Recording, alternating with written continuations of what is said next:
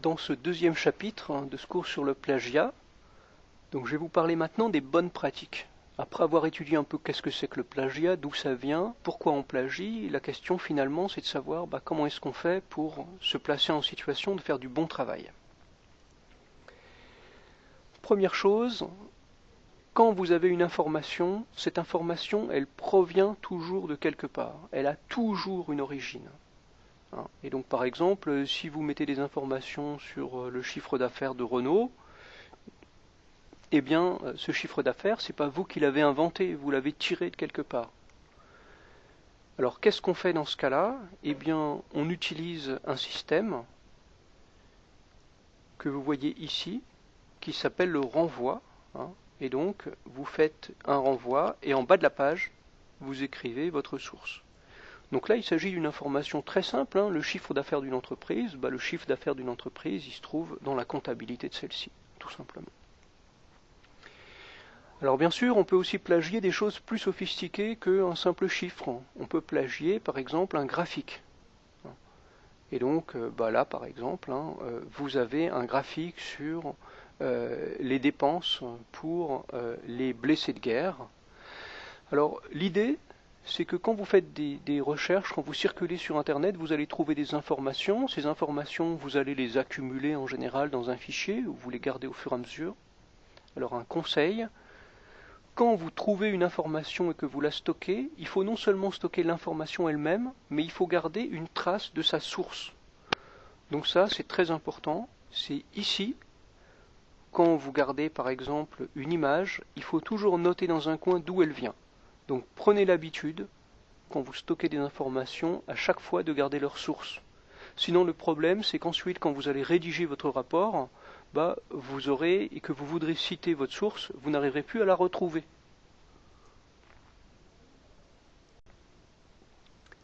Alors comment est-ce qu'on fait pour citer? Alors à la base, voici le cas d'un texte. Donc là vous avez un texte sur une action d'EDF, sur la pollution des villes et la voiture électrique. Ok. Vous ne pouvez pas réutiliser ce texte tel quel. La chose que vous devez faire, c'est ça, mettre entre guillemets. Donc une citation, on la voit parce qu'elle se distingue du texte. Donc elle est soit en italique, soit entre guillemets, soit les deux. Donc ça c'est très important, c'est mettre des guillemets. Si vous faites une citation qui est assez longue, dans ce cas-là, le copier-coller n'est pas vraiment la solution parce que c'est trop long. Et donc il est d'usage, dans ce cas-là, par exemple, si vous utilisez beaucoup dans un rapport de stage une norme, eh bien vous allez prendre le texte de cette norme et la mettre dans ce qu'on appelle une annexe, donc à la fin de votre rapport. Parce que vous ne pouvez pas, bien entendu, mettre l'intégralité de la norme au milieu de votre texte, il n'y aurait plus que la norme et il n'y aurait plus rien de vous. On utilise aussi parfois des encadrés. Donc on met un encadré sur le côté du texte avec le document utilisé ou un extrait de ce document. Parlons maintenant de la différence entre biographie, référence et citation. Alors, une citation, donc, elle se marque par le fait que vous avez ici un renvoi. Donc le renvoi peut être à la bas de la page, c'est ce qu'on appelle une note de bas de page, ou en fin de texte, c'est ce qu'on appelle une note de fin. Et donc dans ce cas-là, c'est simplement la source d'une information ou un texte. Donc je vous le rappelle, vous mettez le texte entre guillemets en italique, et puis vous renvoyez vers une partie qui s'appelle les références. Le renvoi se fait ici par un numéro, parfois ça peut se faire aussi par un code entre crochets.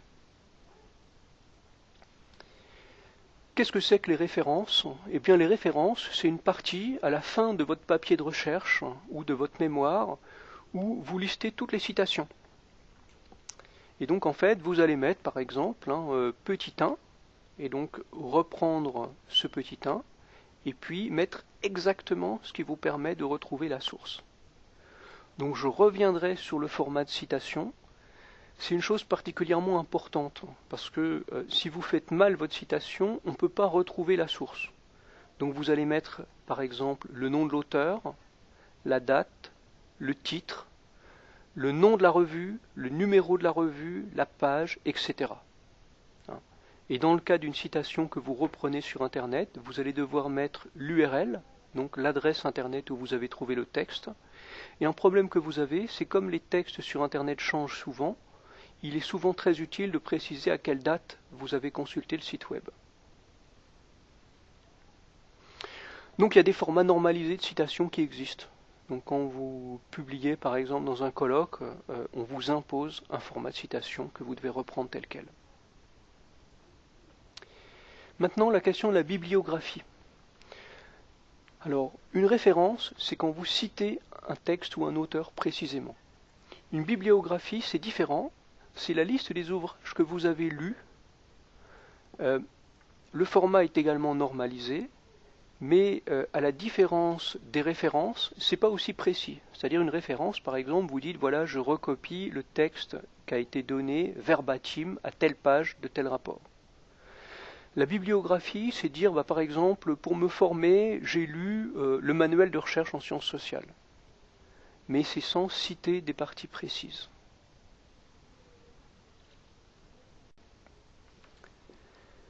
N'oubliez pas que quand vous trouvez une information, cette information, il faut toujours regarder d'où elle vient. Et c'est ce qu'on appelle sourcer. Alors le sourçage, c'est typiquement le métier des journalistes. Par exemple, les journalistes, ils vont chercher à enquêter sur un fait, et pour ça, ils vont interroger diverses personnes, ils vont chercher des documents, ils vont essayer éventuellement de récupérer des enregistrements, et tout ça, ce sont des sources. Il ne faut pas recopier bêtement une information qu'on trouve sur Internet, il faut toujours critiquer la source, se demander quelle est sa fiabilité, et notamment comment cette information a été calculée ou a été collectée. Donc le fait de pouvoir discuter de la qualité des sources, c'est intéressant. Donc par exemple, quand vous avez un chiffre, vous allez vous demander comment ce chiffre a été obtenu, à partir de quel algorithme, à partir de quel type d'information. Quand vous vous intéressez par exemple, quand vous êtes un journaliste, qu'un journaliste va enquêter sur une grève dans une entreprise, il va chercher des sources. Donc il va demander qu'est-ce qui s'est passé. Mais selon le fait qu'il demande à la direction ou au personnel, il ne va pas avoir les mêmes informations. Et bien entendu, tout l'intérêt, c'est de comparer les visions des uns et des autres. Et ça aussi, c'est votre travail, c'est de faire ce qu'on appelle croiser les sources. Donc voilà, sur un même événement, vous prenez plusieurs avis. Et donc surtout, ne copiez, ne faites pas stupidement des copier-coller de ce que vous trouvez.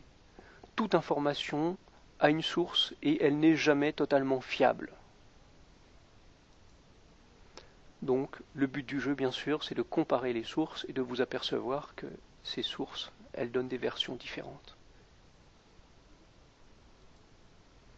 Et c'est ça qui constitue votre valeur ajoutée, cette capacité à mettre en regard des sources. Donc, quelques réflexes à acquérir. Tout d'abord, au fur et à mesure que vous trouvez des informations, gardez les sources. Si c'est vous qui produisez les informations, n'oubliez pas que vous devez préciser comment vous avez fait. Donc si par exemple vous donnez une information sur quelque chose, vous devez dire où et comment vous l'avez obtenue. N'oubliez pas, au fur et à mesure que vous cherchez des informations, de garder la trace de leur provenance. Et évitez de travailler à la dernière minute. Quand vous êtes en équipe, le problème que vous avez, c'est que vous allez vous répartir le travail.